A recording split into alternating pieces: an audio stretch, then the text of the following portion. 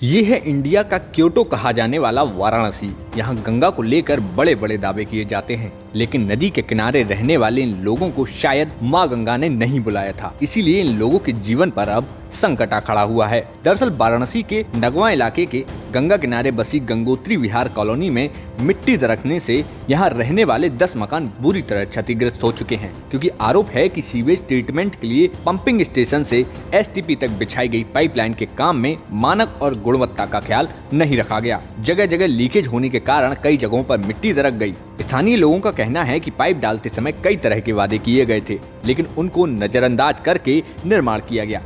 वहाँ पे बैठे हैं। यहाँ बाढ़ के पूर्व 5-7 महीने पहले जो पाइपलाइन खोद के ट्रीटमेंट प्लांट के लिए जो यहाँ नगवा पंपिंग स्टेशन से शुरू होकर रमना तक लाइन जाती है, उसमें 5-7 महीने पूर्व खुदाई करके और पुरानी पाइप को निकालकर नई लोहे की पाइप डाली गई।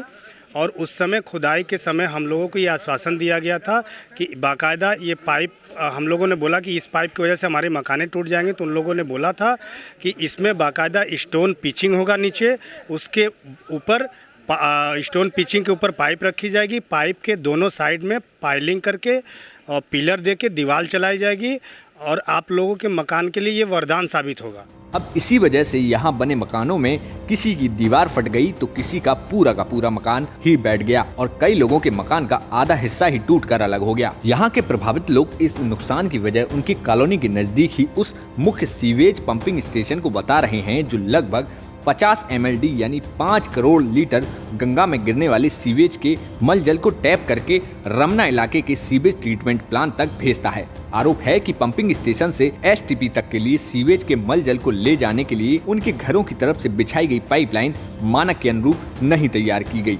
जिसके चलते पंपिंग स्टेशन के संचालन के समय उनके मकान कमजोर होकर गिरते चले जा रहे हैं। अब पीड़ित परिवारों ने घर छोड़कर पंपिंग स्टेशन के बाहर धरना देना शुरू कर दिया है। हंगामे और आगे होने वाले नुकसान से बचने के लिए पंपिंग स्टेशन फिलहाल बंद कर दिया गया, जिसकी वजह से अब गंगा में रोजाना 50 से 70 MLD यानी 5 से 7 करोड़ लीटर सीवेज का मल जल रोजाना गिरना शुरू हो गया है, जिससे अब गंगा का रंग काला पड़ने लगा है। पुरानी पाइप को हटाकर 60 मीटर नई लोहे की पाइप लाइन डाली गई और डालने के बाद उन्होंने वैसे की वैसे ही न पाइलिंग की, न स्टोन पिचिंग की, पाइप को वहीं की मिट्टी वहीं के ऊपर हल्का सा ऊपर मिट्टी डाल के चले गए, जिसके कारण उस पाइप में जगह जगह लीकेज हुआ, काम शुरू कर दिया, लीकेज हुआ, उस पाइप में पंपिंग स्टेशन को चला दिया गया, जगह जगह लीकेज हुआ, जिस कारण के अंदर की पूरी मिट्टी बह गई और पूरा फाउंडेशन खराब हो गया, जगह जगह से मिट्टी बह गई और पूरा का पूरा मिट्टी कटान हो गया। आधा दर्जन से अधिक मकान पूरी तरह से क्षतिग्रस्त हो गए और 30 से 35 मकान ऐसे हैं जिसमें दरारें पड़ी हैं, कभी भी वो गिर सकता है। सर, हम अभी बाहर रहते हैं, मकान जब से हमारा फटा है तब से हम बाहर रहते हैं घर से, इसलिए कि हमारा अभी तक हमको कहीं, हम लोग इतना गरीब हैं कि हम लोग को रहने के लिए उतना किराया नहीं है कि हम लोग लगा के उसको रह सकते हैं, ठीक। और यहाँ जो पाइप बिछा है उसके वजह से ये सब दरार फटा है। 2016 में भी वही हाल हुआ था सबका। हमारा घर 2016 में भी गिरा था, फिर भी हम किसी तरह कर्जा लेके कैसे लेके सब घर बनवाए हैं। बनवाने के बाद अभी ज़्यादा दिन भी नहीं हो रहा घर बनवाए हमारे, फिर वही हाल हो गया, पाइप दोबारा इन लोग बिछाए हैं। हाँ, तो ये जो है मकान करीब 6 महीना पहले जो है हल्का ऊपर दरार हुआ, पहले लीकेज टाइप का। उसके बाद जो है दिन प्रतिदिन वो धीरे धीरे जो है दरार बढ़ता गया। बढ़ते बढ़ते हम लोग सोचे कि हो सकता है कि ऊपर जो है थोड़ा सा दिक्कत हुआ हो, तो वो धीरे धीरे जो है इसका जो है दरार बढ़ता गया। तो फिर हम लोग निकलना शुरू किए, फिर मतलब उसको बनवाने को सोचे, लेकिन दिन प्रतिदिन वो फटता ही जा रहा था। फटते फटते आज ये दशा हो गया है, पूरा मकान बैठ गया है।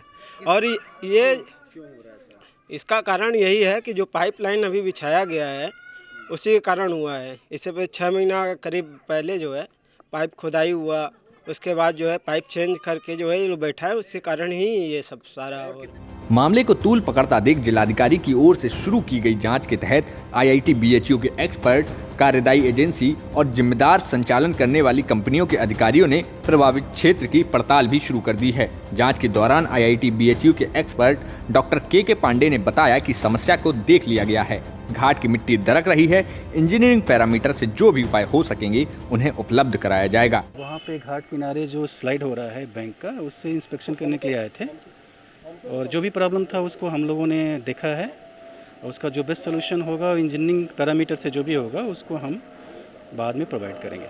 वहीं पूरे काम के संचालन की जिम्मेदारी निभाने वाली एसएल इंफ्रा कंपनी के प्रोजेक्ट हेड पल्लव ने बताया कि 31 मार्च से प्लांट चल रहा है, दिक्कत कुछ नहीं है। लोगों ने वाइब्रेशन की शिकायत की थी, लेकिन ऐसा कुछ भी नहीं है। घर टूटने होते तो प्लांट चलने की वजह से पहले ही टूट गए होते। आप भी सुनिए। देखिए सर, समस्या तो नहीं थी क्योंकि प्लांट चल रहा है 31 मार्च से, है ना।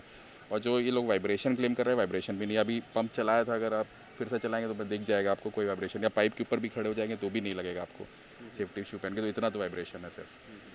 तो समस्या इनको ये है कि घर टूटे हैं, डेफिनेटली टूटे हैं, लेकिन वो किस वजह से टूटे हैं? वो प्लांट चलने की वजह से टूटे होते तो पहले भी टूट जाते। तो बाढ़ आई है, पानी रिसीड किया है उनको। अब ये सब बहुत इंजीनियरिंग से घर तो बने नहीं हैं। घर उन्होंने, किसी ने, आप देखेंगे सब अलग अलग तरह से बने, किसी ने कुछ पत्थर बनाया, किसी ने सरिया लगाया, किसी ने नहीं लगाया। तो वो हुआ है, डिफरेंशियल सेटलमेंट हुआ जब पहाड़ का पानी रिसीड करता है, क्योंकि अक्टूबर 5-7 तक बारिश हुई थी, तो वो रिसीड किया है, तो उसमें क्रैक्स आए घर में। तो अब ये ब्लेम हमारे पे डालना, और जबकि हमारा प्लांट तो जब बाढ़ के समय बना रहे सारे प्लांट बंद थे, तो ये भी बंद था, ऐसा तो नहीं उस समय चल रहा था। अब धरने पर बैठे लोगों को कब तक न्याय मिलता है, ये देखने वाली बात होगी। वाराणसी से रोशन जायसवाल की रिपोर्ट, यूपी तक।